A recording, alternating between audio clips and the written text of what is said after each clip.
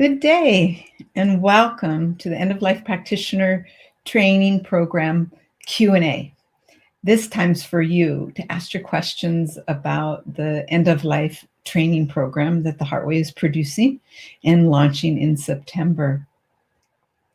I give everybody a kind of a minute to come online, and I'd love to encourage you to write your questions or comments in the feed, and I will promise to address them as soon as I can. Okay? And I'm so happy you're here to join us. If you're here, you have some interest in being an end-of-life practitioner, death doula. We'll talk about what the difference is in a minute. But I first like to introduce myself. My name is Dr. Andrea Deerheart, and I have the honor of being the founder of the Heartway, which is a nonprofit 501c3 organization that is dedicated to provide advocacy, counseling, end-of-life care, and ministry to those at the end of life and their loved ones.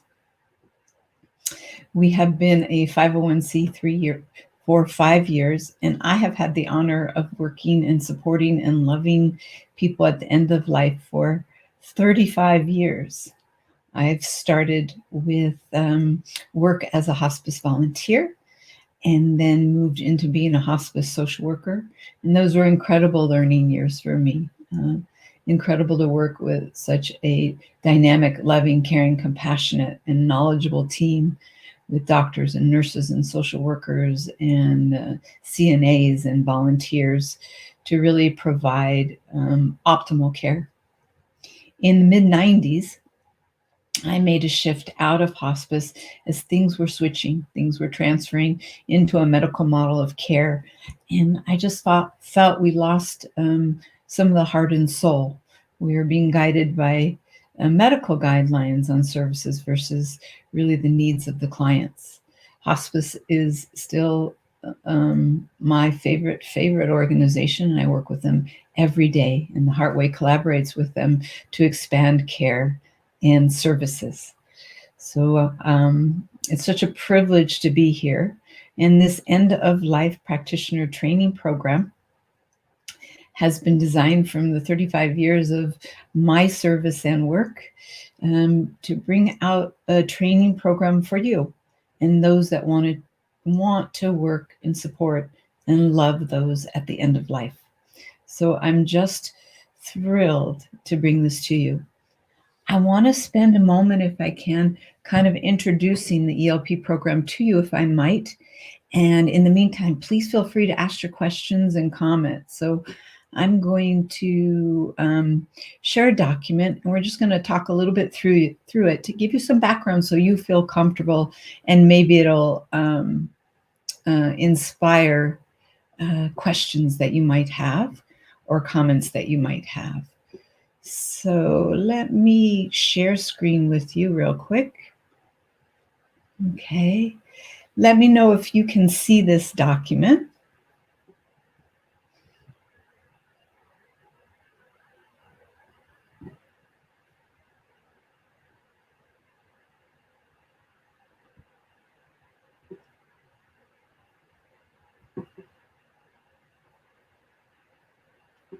Okay.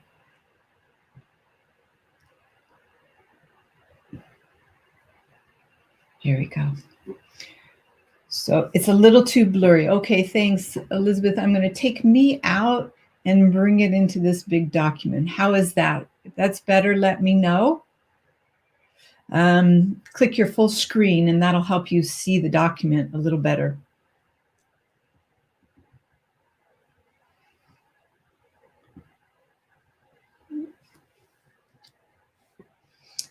Better. Awesome. Hi, Lori. Welcome. Elizabeth, welcome. It's so lovely to have you.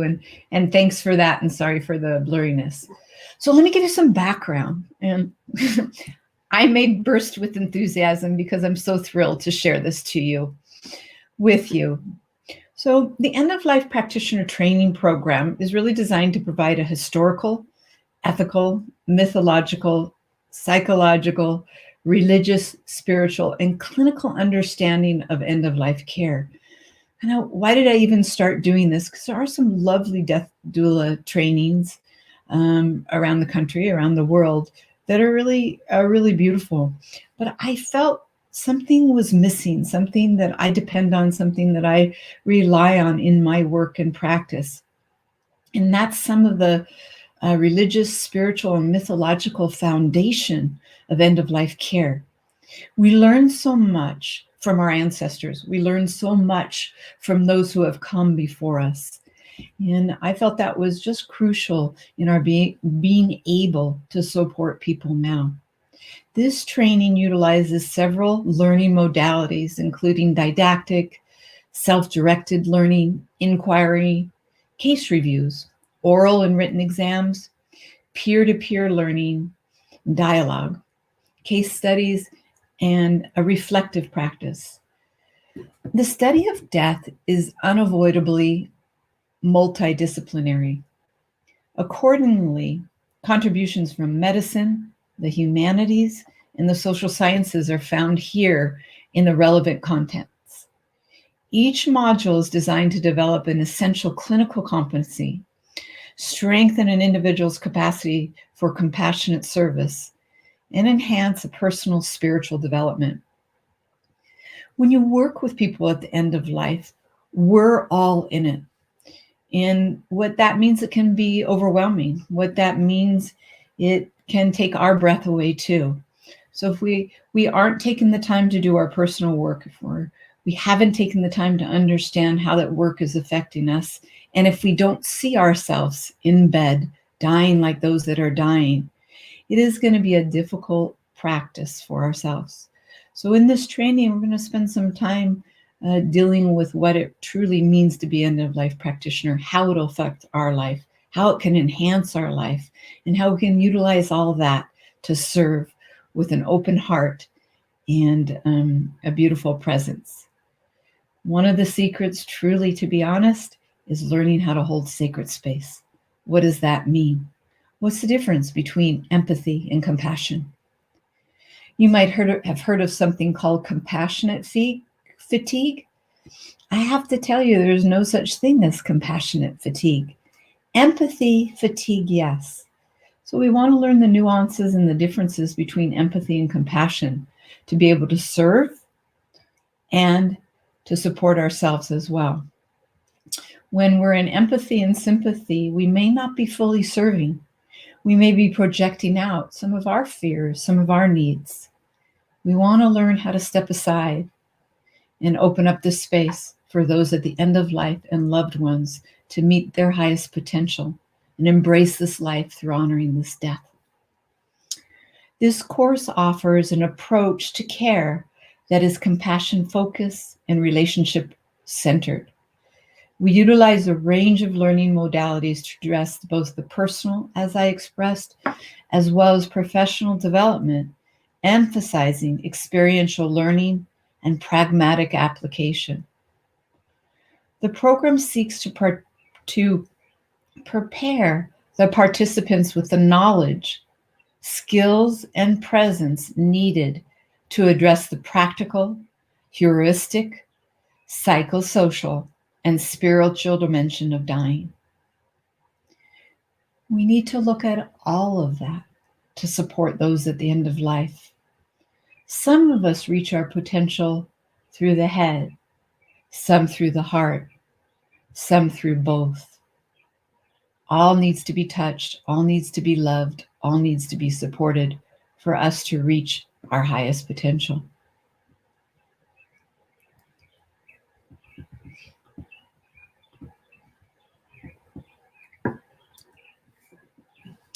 This training is an important source of learning and information for those who are dedicated to transforming the environment around care for those who are seriously ill and those who are dying. There's so much needs out there. As our hospices become taxed with insurance challenges, demands, a healthcare system that is very fragile and monetized, there are many needs that are slipping through the cracks. This is where an end-of-life practitioner has the opportunity to serve and really support those at the end of life and their families. Let me give you some of the brass tactics now. And when I get through this, I'll only be a couple more minutes. We'll spend some opportunities and some times to hear what your questions are. So, End of Life Practitioner Training Program has 2 levels. The first level will be in the fall of 2021, starting in September. Let me take this. Here we go.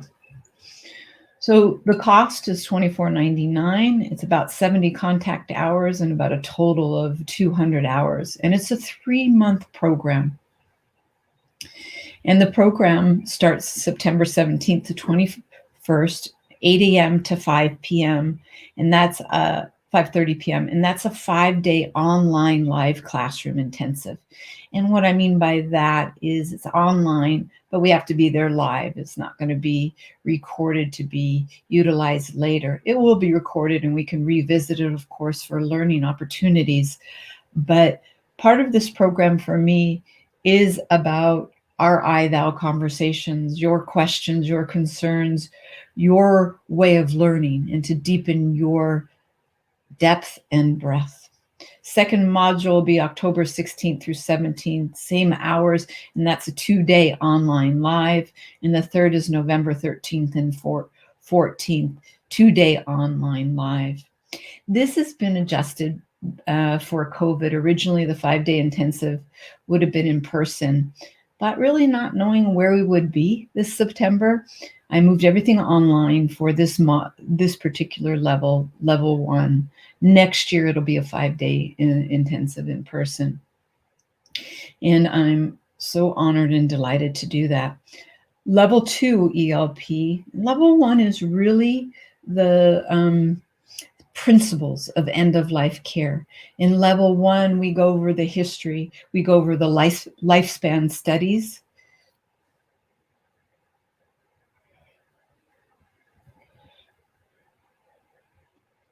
There we go. Thank you, Betsy. I caught that. We go over the history, the lifespan studies, the mythology, the religious, the spiritual, the ethical, and the moral issues, and the healthcare system itself, the end-of-life protocol that we have currently at this time. So it's really that introduction. Level 2 would be more what I would call the clinicals.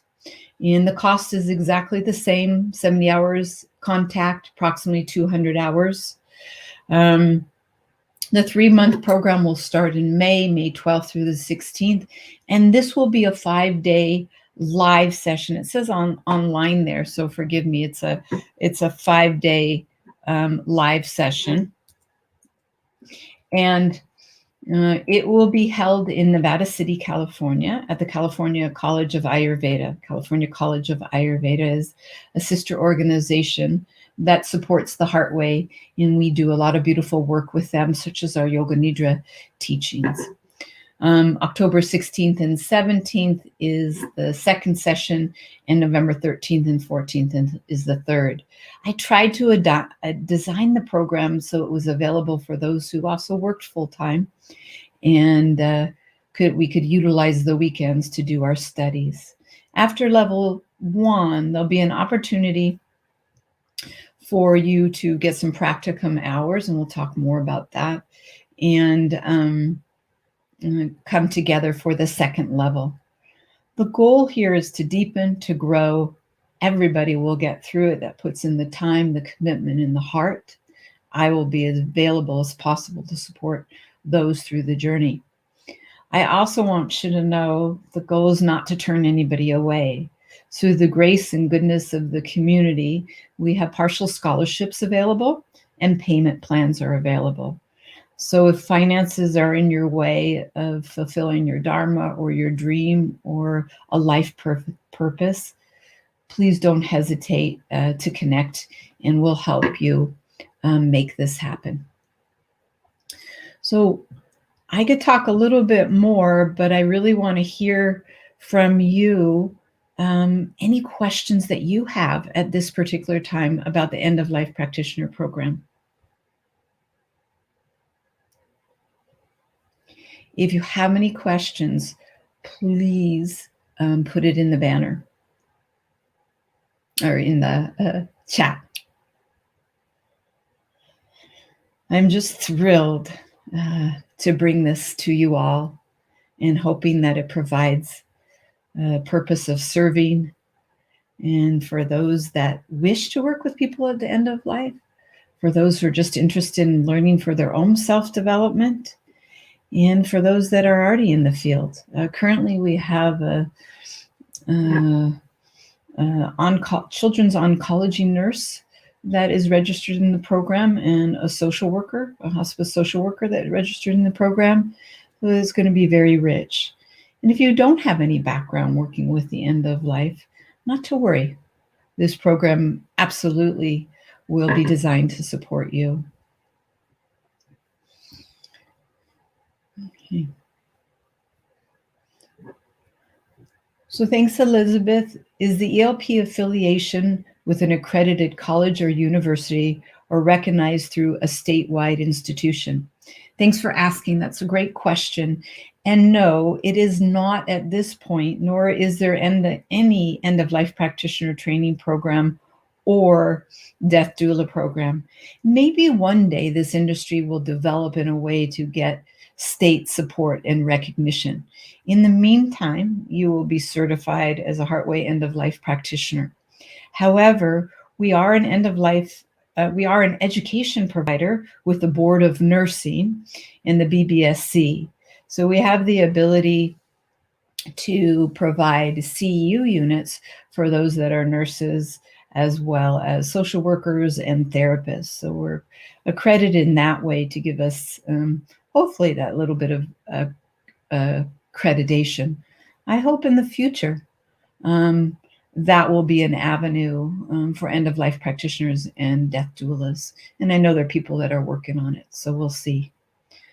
Laura, you need clarification on level 1 program and how level 2 advances.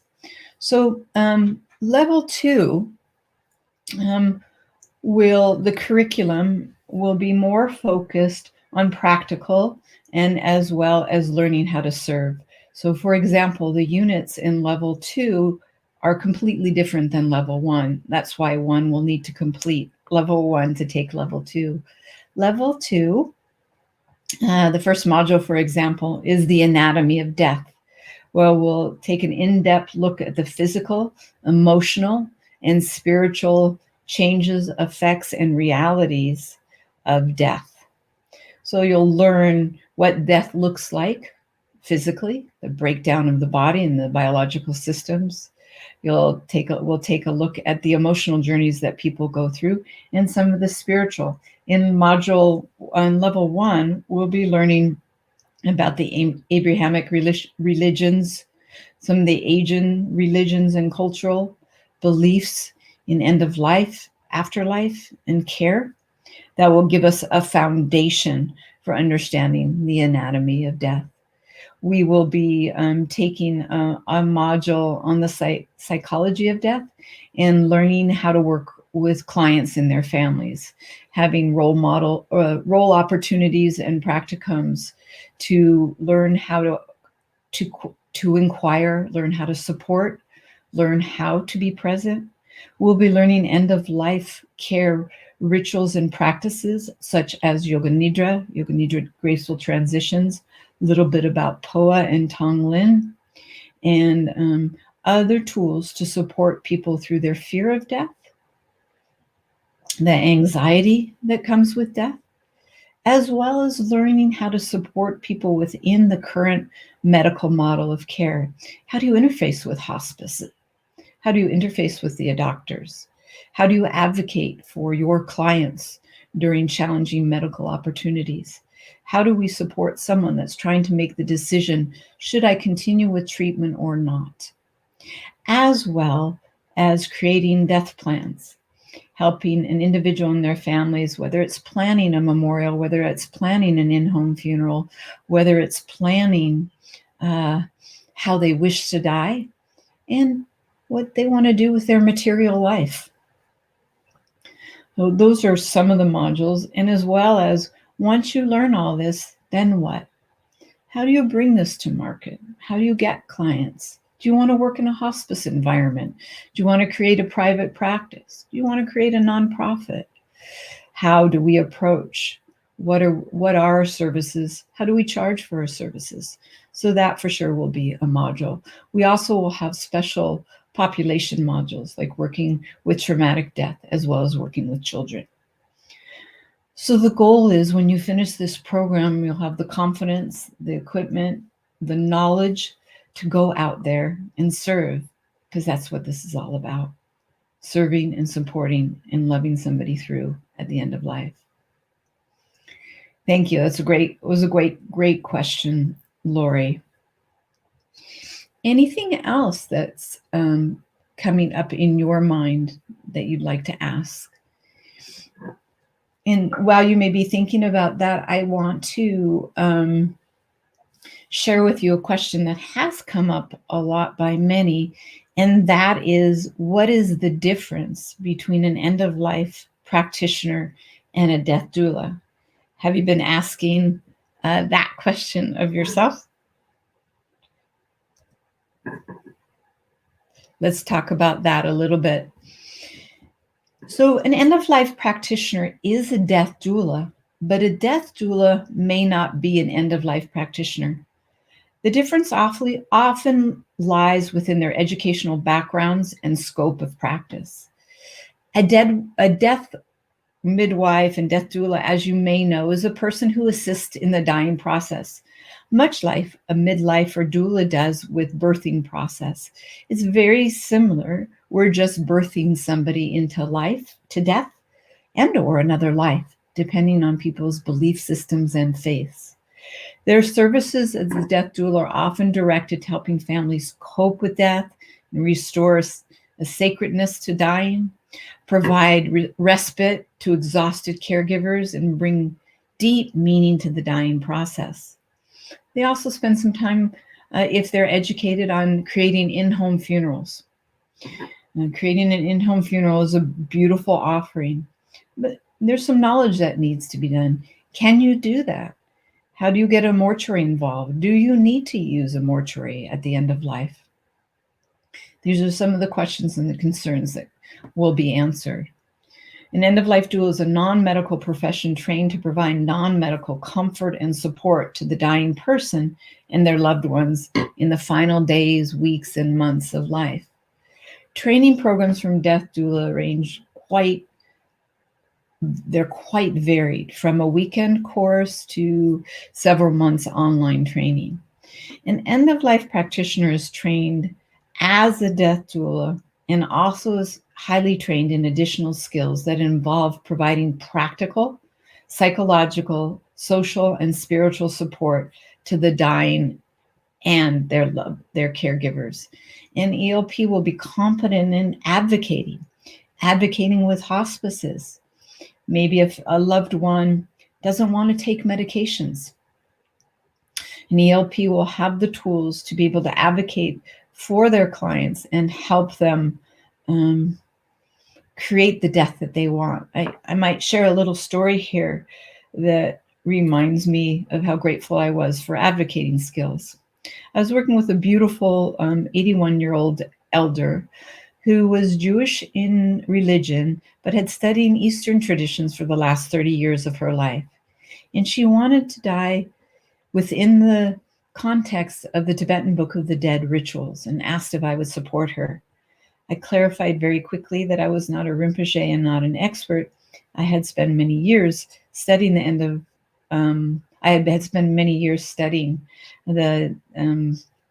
Tibetan Book of the Dead, but I was completely a novice.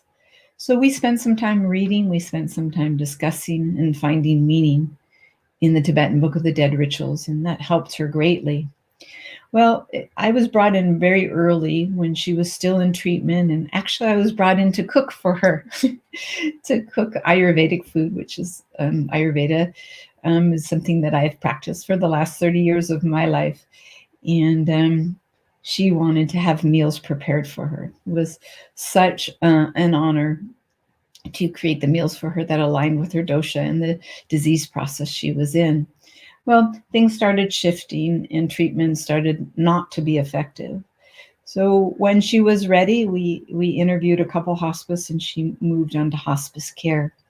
Social worker was there for a visit and I was there. We were all in discussion. This beautiful woman's name was Barbara. And the social worker said to my client, "You need to take this medication so you don't suffer.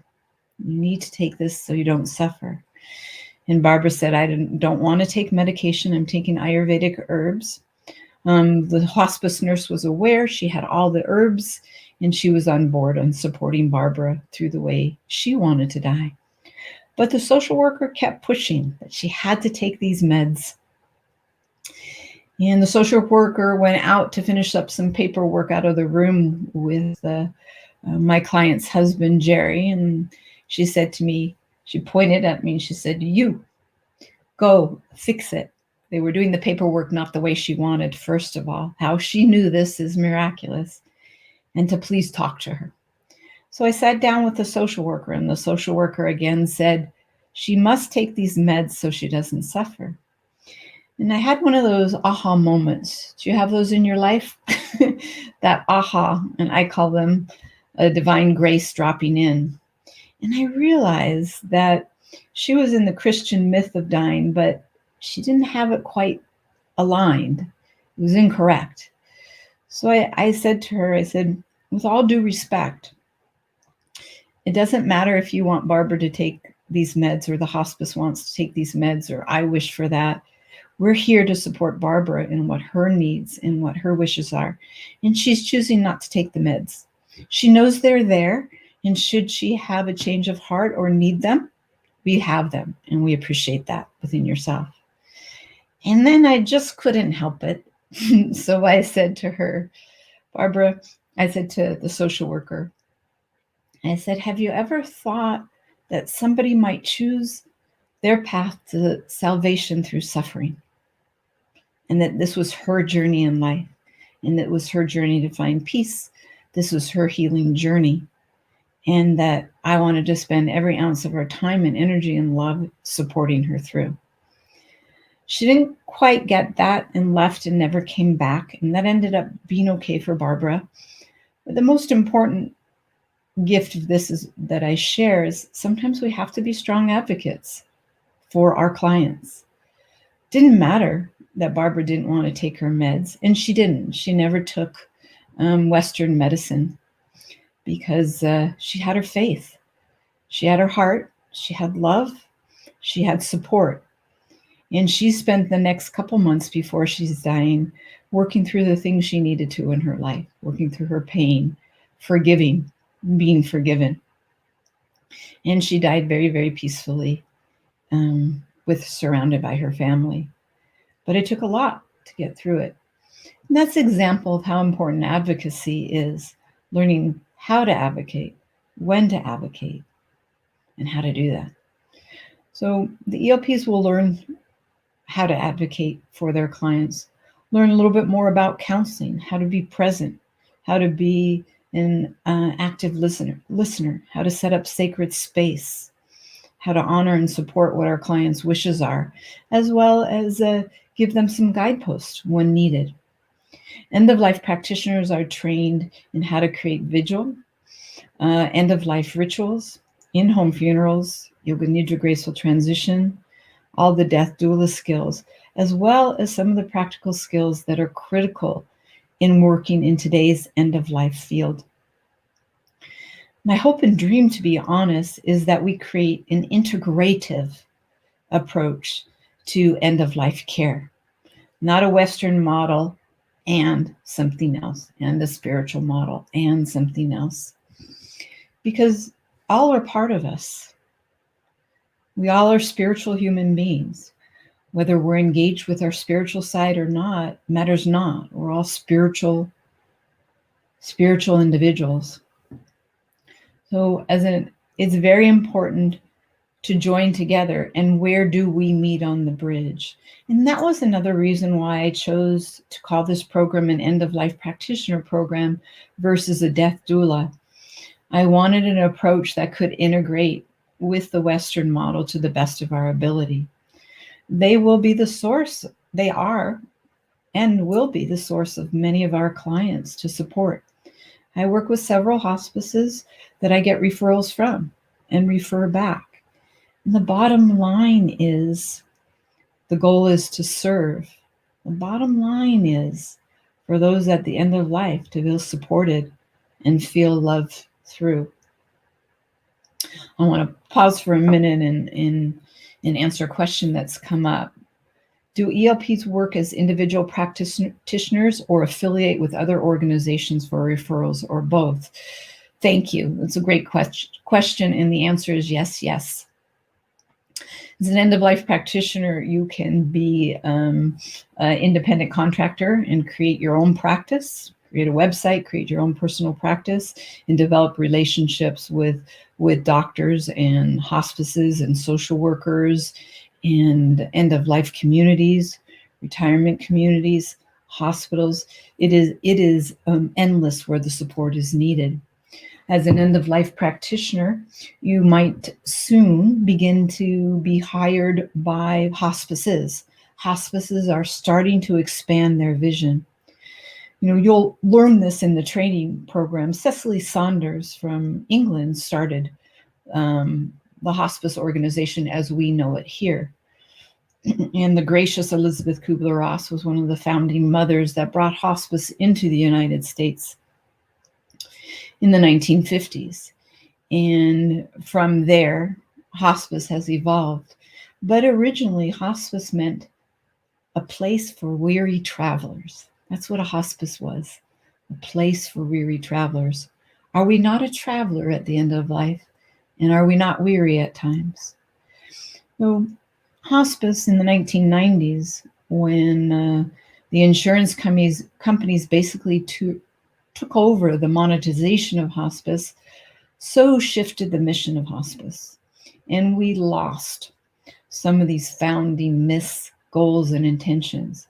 So there's an incredible opportunity to shift this big wheel, and it's already starting to shift. It's already starting to shift. So hospices are hiring end-of-life practitioners to come in and expand their team. It's a financial foundation, and that's the structure that we want to work on. So an ELP can work in private practice. An ELP can work for another organization. The Heartway over the next year or two will hire another end-of-life practitioner to help support our practice as well. So I hope that's helpful, Betsy. And I personally think the world is our oyster right now. We have a tremendous opportunity to serve and provide the love and support that we all deserve at the end of life. Yeah, so thank you so much. Just a couple more things of kind of sharing the difference of an end-of-life practitioner and a death doula, and I hope this is helpful for you.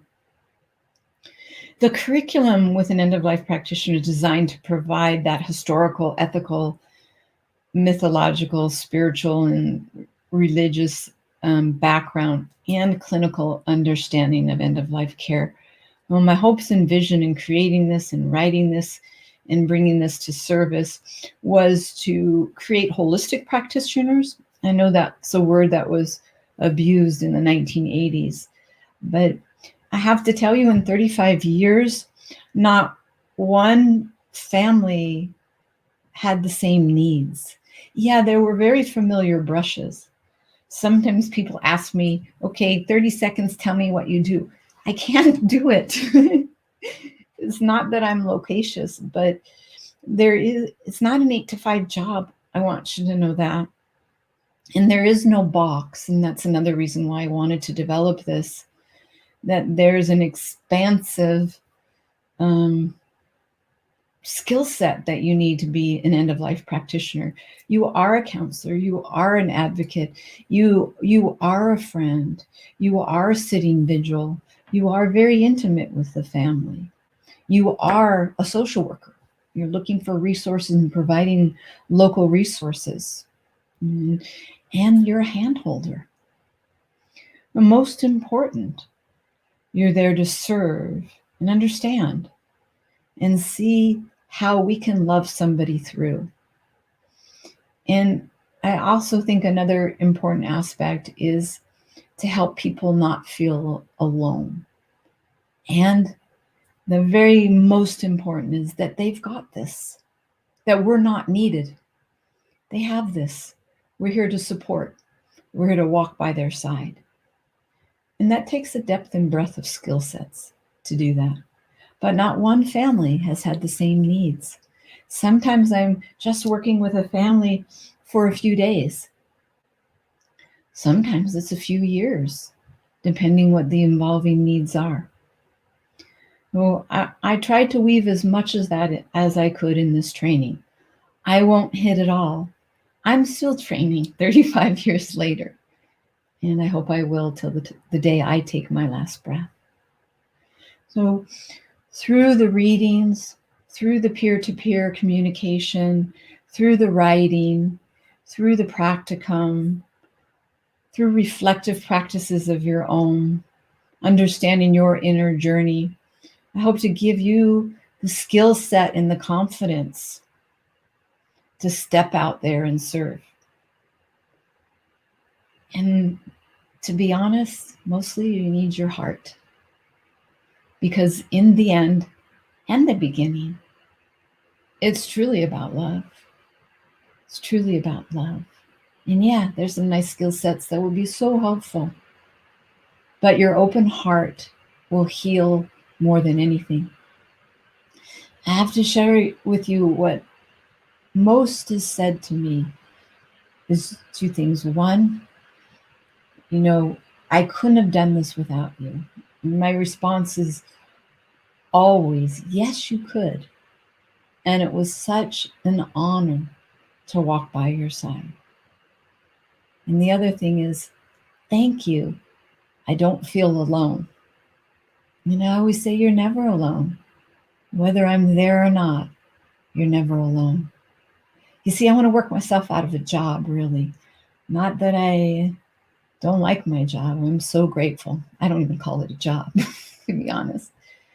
It teaches me every day about life, the preciousness, the sacredness, the honor of having this breath. But I want people to know this about themselves. They've got this. I was just referred a case not too far from here from another death doula that lived farther away, and she felt she couldn't take this case because she couldn't be there. And I encouraged her. I said, I'll help her in any way, but absolutely, if you're called to continue to serve. One thing I learned this past year and a half through COVID is love has no bounds. We can touch each other over a camera, over the ethers. Yeah, nothing replaces touch as we're getting back out in the world and we're able to get those hugs again. Nothing replaces it. But we still can serve. We still can support. We still can love. Everything's grist for the mill. We want to work with what we can. And those are some of the tools that you need to be an end-of-life practitioner. I'm hoping this is a training program that will support and help you on this. And most important, and they will come with tears, I want you to feel supported. I want you to know when you go out there in the world, you are supported too. That's an intention of this program. It's not love them and leave them. We'll be here for you. I didn't want the Heartway to be a big organization. I could have just hired and trained end-of-life practitioners. I want you all to go out in your worlds, share your love, share your support, and help people die knowing they're loved. Help their loved ones love them through.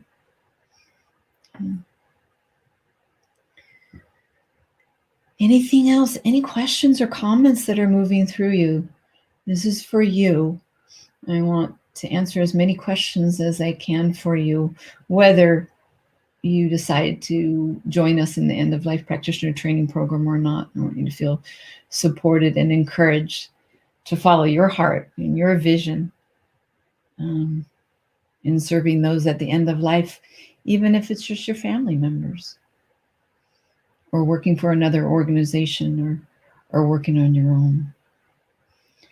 And just a couple more things that I could say about the training program is that it's to prepare you with the knowledge, the skills, the presence. And to do that, we draw on a lot of disciplines. Medical, you get something from the medical field, the humanities, psychology, mythology, depth psychology, so that you have some of the tools. And that's some of the differences between a doula program and an end-of-life practitioner. But the most important is it is a compassion-focused, relationship-centered approach. It really is about relationships.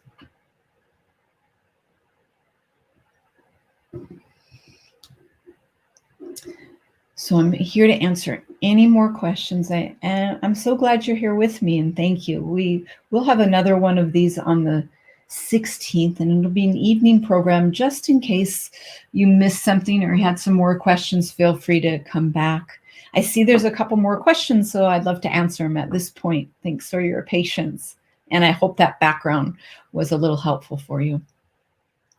So one of the questions is, will the spring ELP session all be in person? Thanks for asking. And no, it won't. But I do want to have a session where we're together. I want to do hands-on practicum, working, learning how to do the end-of-life care. And the spring program, the first unit in May, will be in person in Nevada City, California, the College of California, the California College of Ayurveda. That was a tongue twister.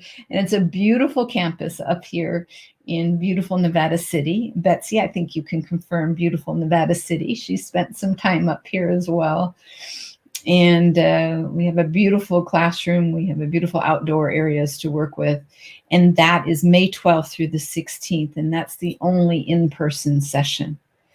I want to be with you. I want us to see each other. I want us to collaborate. And I want to do some of the things that's very hard to broadcast. So the other 2 units will be online. I hope that's helpful. Another question, how do you trust yourself that you are enough to step in during these most difficult and sensitive times of people's lives? Whew, it's a beautiful, deep question. I'll do my very best to share now. I trust myself for 2 reasons. One, I know I'm coming from a place of love and do no harm, which we might call ahimsa, do no harm. And if I'm stepping in with an open heart, I'm not going to do harm. So I trust in that. And my education and my training and my years of service help me. And when I'm in doubt, I ask. I don't make assumptions. That's when I think it gets dangerous, when we assume we might know something. I assume I don't know and that I want to ask. And you will be amazed at how helpful and supportive that is to those that we're working. And another thing is, I truly don't believe I have the answer to anything. It's a sensitive time in people's lives, but I'm not coming in as a hero. I'm not coming in to save the day. I'm coming in to put my arms around them. Now I can literally, again, put my arms around them. I'm coming in to stand by their side, not in front of them. I'm coming in to love them through. I'm coming in to honor. You will learn in the ELP what sacred space is, how to see it, how to feel it, and how to create it. And that's part of it. This is a sensitive time. There are so many emotions going, from emotions that are hard. Anger, frustration, blame, all that's coming, and sometimes coming towards us. And that's where our compassionate skills step in. It's where help us serve in these ways. So I think the greatest thing, and it's a really long conversation, is one, I'm coming in with an open heart. And two, I don't have expectations that I'm going to rescue this. I'm coming in to absolutely honor where people are at. And that transcends and allows me to be present and allows them to do whatever they need to love and say goodbye. And I have to share, it's absolutely the most gracious time in life and the most greatest honor to be in these states, places, and spaces. It's also a window into the great mystery. I hope that's helpful. Let me know if you have any other questions.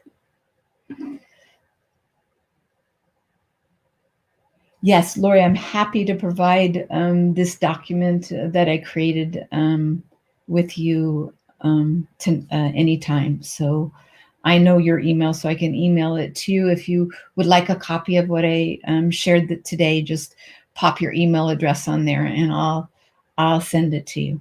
So thanks for asking. And, please, you can ask questions at any time.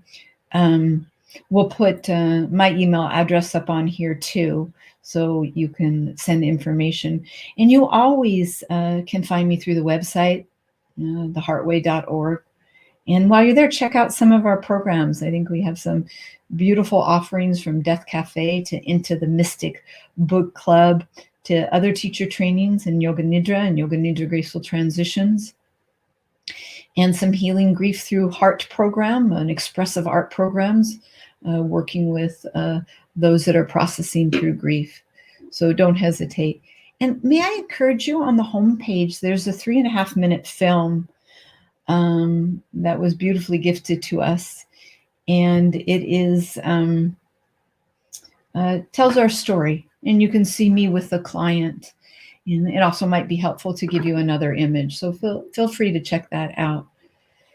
So we have another question from Mark Halpern. Do you think a person can support themselves and their family as an end-of-life practitioner? That's a great question, and thanks for chiming in. I do think you can support your family as an end-of-life practitioner training program, although I do feel there's some differences.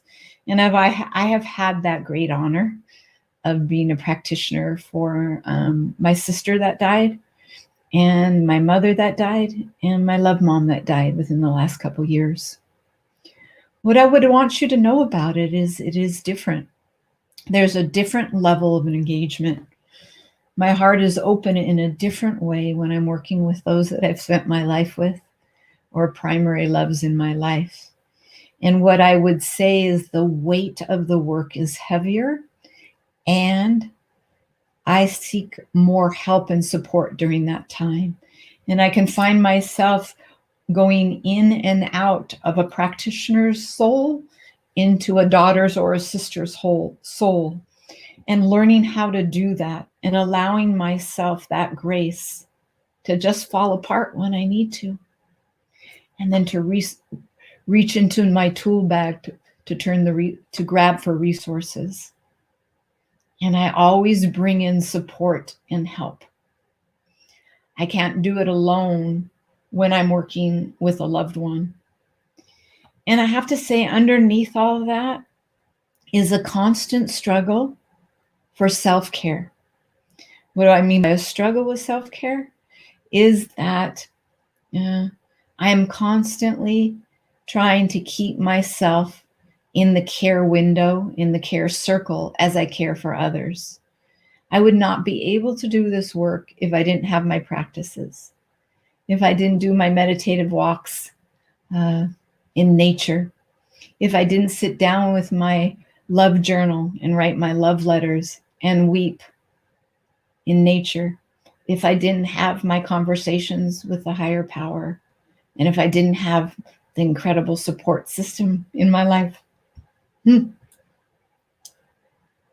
So we can't do this work alone. You want to team with people, but you can. You can support your loved ones through, but you got to take care of yourself in that process. So thank you. I hope that was helpful. Yeah. Yeah. And you will shed tears. It's very deep and meaningful, this work, and one that I'm truly grateful. And it's so sweet to be here with all of you to share this. Yeah. Any other questions or comments that flow through you right now?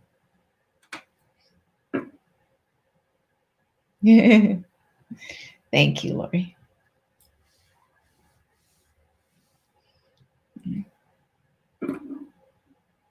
Thank you so much. And I have no doubt how lovely each of you are as well. This is kind of a dream come true to share this work with all of you, so you can take it into your lives.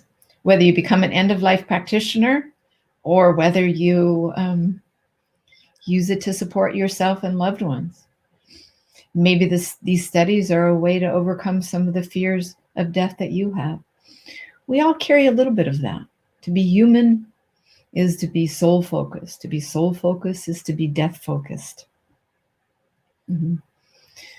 No, our ego consciousness really is afraid to die. It spends its life surviving. It spends its life doing.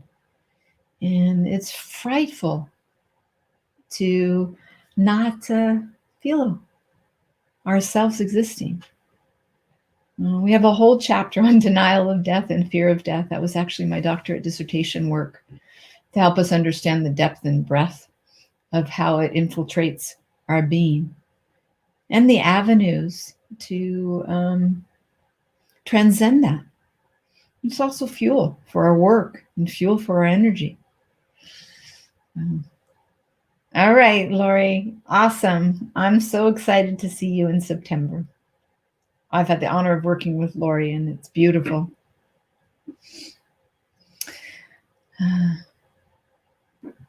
You're welcome. It's always a privilege to be here.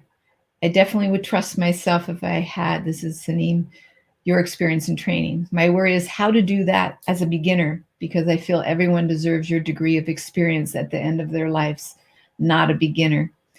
Oh, sweetie, I am a beginner. And yes, I have a lot of experience. I have beginner eyes. I hope. That's my goal.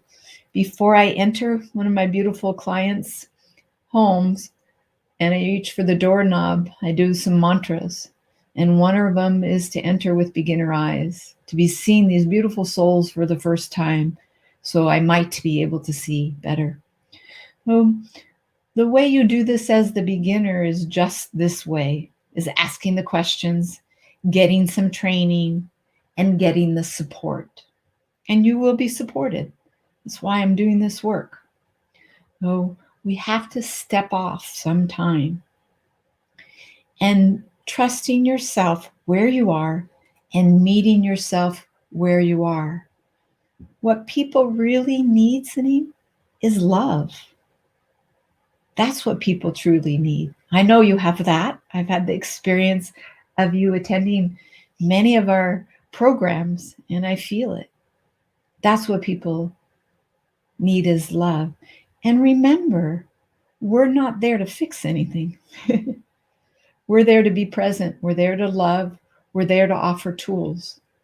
And once in a while, by grace, we have the right information at the right time. But if you like my experience, what I've learned is that it is love and opening our hearts and holding hands. Yeah, you're going to learn a lot in this program, and that will help you, and that will move through you when you're with your clients and or loved ones. After all, aren't we having a human experience? And that's an imperfect situation. And we're meeting humans where we meet, on the bridge. There's nothing more powerful and healing than that.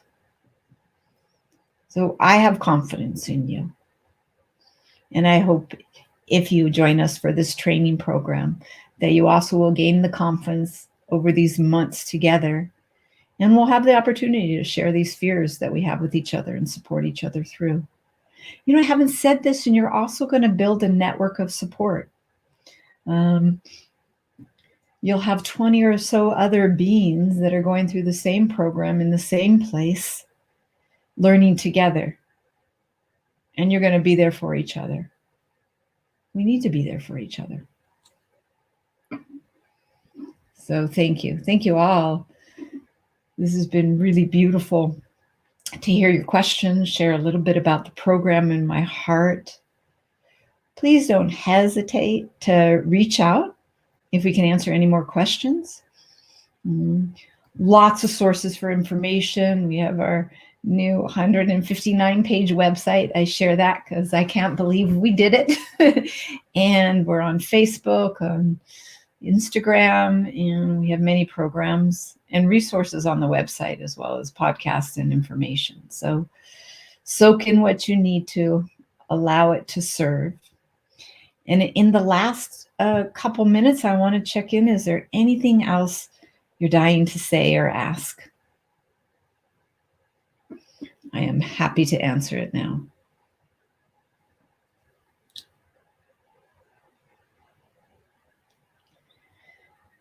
Okay. So I leave you today. You can join us next Wednesday night at 7 p.m. and it'll be a Zoom session. I wanted to do one of each so we'll be able to see each other and have even a more intimate conversation. So I'm really excited, and I hope you can join us for that.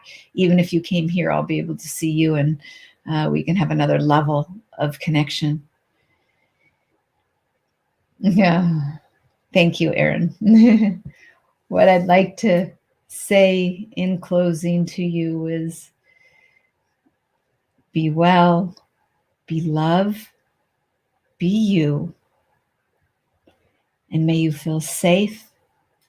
May your mind, body, and spirit be connected with divine grace. And may you always know you are loved and you are love. From my heart to yours. Hope to connect really soon. Bye for now.